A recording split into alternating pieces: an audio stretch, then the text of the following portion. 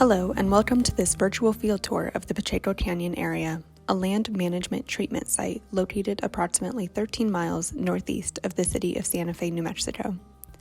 On April 21st, 2022, the Greater Santa Fe Fireshed Coalition, in partnership with the Forest Stewards Guild and the Fire Adapted New Mexico Learning Network, hosted an in-person field tour of the Pacheco Canyon treatments. The purpose of the field tour was to showcase treatments within the fateful 2019 Pacheco Canyon Forest Resiliency Project, which helped to stop the 2020 Medio wildfire. Discussion topics included the importance of implementation at scale, the role of science within collaboratives, and the importance of coordinated community engagement throughout project development. The following video provides a brief virtual experience of that field visit for folks who were unable to join. Please enjoy. So survey work for this area was completed in 2018, and then the project work itself started in 2019. But the agreements and everything that went into this project started much sooner. Pueblo Tesuque reached out to the U.S. Forest Service and established a working partnership.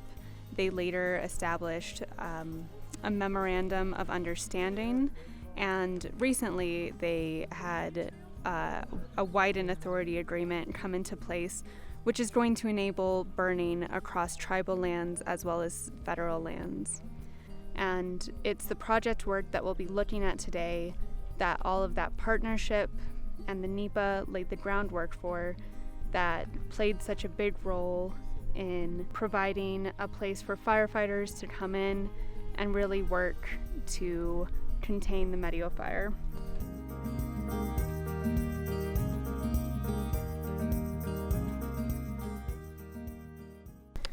So why this project? Why did we come in here and do this? What's the need? What's the objective?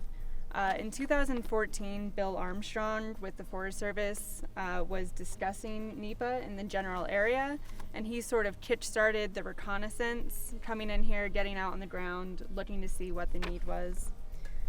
In 2015, the Greater Santa Fe Fireshed Coalition, with which I know a few of you are familiar, maybe most of you, was formed, and they sort of got involved in the project, got involved with the forest, and started moving forward with those two categorical exclusions that we talked about.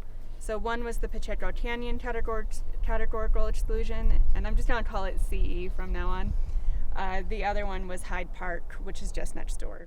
I think a good place to start with the conversation about this is, forming that framework, forming that base.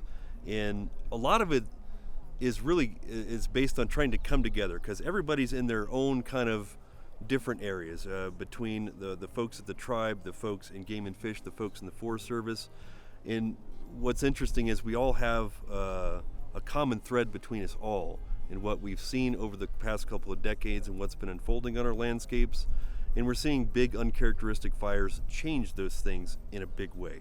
So that's all in everybody's back of their mind. And then we all have a sense of ecology and what kind of needs to be done. So that framework's already kind of seeded in us. And then it's a matter of kind of stepping up and coming together. And that's what happened early on in this project, with those conversations and trust building. And then comes those conversations that were had by higher ups like the state forester and my predecessor, Bill Armstrong, talking about the need to go beyond a project like the Santa Fe watershed, the need to do more. The coalition has had like a different niche in creating those enabling conditions, and part of that was bringing people together on a monthly or quarterly basis for our coalition meetings, and so it provided additional kind of connective tissue to all of this. And so there were those meetings, and they were facilitated, and there were notes go up on the website so people can track this in the public. And I think the other really important element was showing cohesion to leadership. And so some Forest Service leadership came and visited the coalition, and we had a website, we had written materials, and we had a presence. And that, I think, really had some value to the leadership, and also to the leadership in with New Mexico Forestry Division, to realize that something was happening here, and it wasn't just a flash in the pan. It was going to last for a while. That we need to work together. We need to understand that partnerships, have good things in them. But, it's like a marriage. Some things are going to be good, some things are going to be bad, and a lot of times you're not going to agree upon, things. So that's kind of how Forest Service has been. But with the coalition, we've gotten to work with a lot of people and gotten to meet people and create friendships. And so, yeah, a lot of people, come and go, or people retire. And so, but it's been great to, work with these people.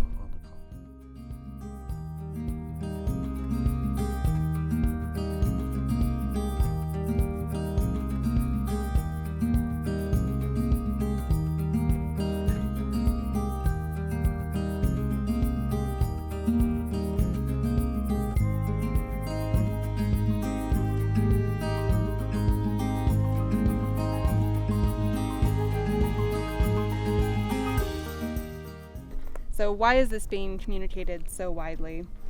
It essentially comes down to building social license. And I know that social license is a term that you hear a lot with Forest Service, so I want to break that down into what it really is. And you have 3 social stages. You have broad understanding, acceptance, and support. So that broad understanding and acceptance, that's sort of what you build within the collaborative itself. You build understanding with all of the project partners, and then you build understanding with your external partners. And then you come to that common understanding of what you're going to be doing on the ground, and that builds acceptance. And once you have those things in place, then you can start building public support and public license. Matt Hurteau, who works at UNM, also conducted treatment optimization modeling using land fire. And this was done first in coordination with the Forest Service in 2018, and that helps support some of these prescribed fire treatments, and I'll invite Dennis to say more about that in a moment. And then since then, we've come out on the ground, gotten better data, and that has fed back into that land fire modeling and led to better modeling for future efforts. As a land manager, I look to our science community for that. I'm not an expert. I've got my master's degree, I dabbled in it, I understand it, I respect the scientific method and process, so I look to them to help inform what we do on the ground as land managers. And that's between collecting data within a project area, and here in our landscape in the Santa Fe Mountains and a lot of the Jemez Mountains too in the Santa Fe National Forest. We have a lot of world-renowned researchers that have been collecting data here and publishing literature for quite a long time that helps justify or bolster the type of land management activities we do. And a lot of that's revolved around restoring fire to what we know are frequent fire forests. How do we know they're frequent fire forests? Because of the data and the fire history that was collected from a lot of our local scientists. So my name is Mike Caggiano. I work with the Colorado Forest Restoration Institute, and we're in essence a boundary spanning organization where we work with both managers and scientists. I am a trained scientist, but I really enjoy my job because I have one foot in both worlds. I work with managers and help them interpret and utilize and implement a latest and newest, greatest science. And then I talk to those managers about the issues that they're dealing with and the constraints and the limitations, and I bring that back to the researchers, and we help formulate research questions. That was applied research. Where can we make the biggest difference? What do folks need on the ground? How can we move the conversation forward? How can we live better with fire? Our mission is outreach, taking scientific knowledge and translating it for different groups in the state, what we call affected entities. And this is really, I think, really important to be able to look at the applications, the applications for scientific knowledge, and how we can really put that on the ground to be more effective, to be able to do things more efficiently, get more bang for our buck. So in 2004, Congress established CFRI, the Colorado Forest Restoration Institute, as part of the Southwest Ecological Restoration Institutes, or the SWRI. So Alan Barton with New Mexico, that's within our group. We serve as a bridge between researchers, managers, and stakeholders working to improve forest resilience to fire in the interior West.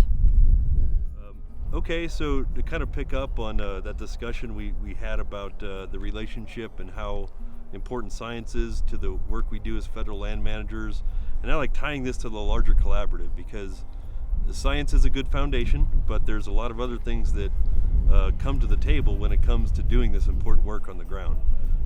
There's other values that mix in that aren't necessarily science-based.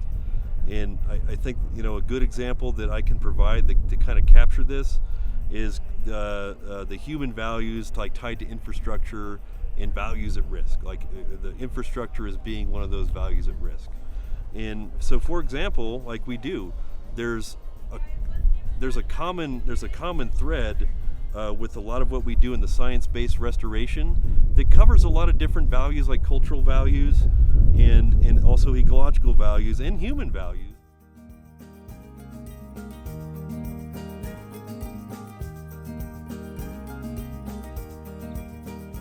This is, our sanctuary. This is our church. This is our grocery store. This is our pharmacy. This is your responsibility.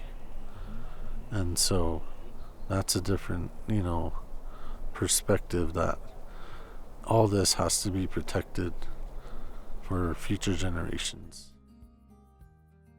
Thank you for watching this virtual field tour of the Pacheco Canyon treatments. We hope that you were able to benefit from some of the explanation of treatment successes and discussion that emerged. If you would like to learn more about the Medio Fire or the learning outcomes of the field tour, please visit the Greater Santa Fe Fireshed Coalition and Fire Adapted New Mexico webpages.